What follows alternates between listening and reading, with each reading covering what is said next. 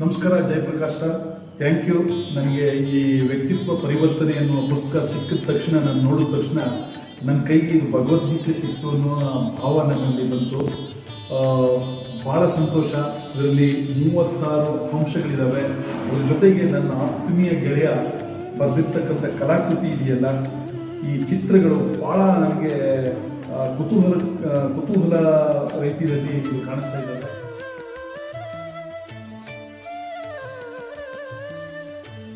ಇದು ಖಂಡಿತವಾಗಿ ನನಗೆ ಅವಶ್ಯಕತೆ ಇತ್ತು.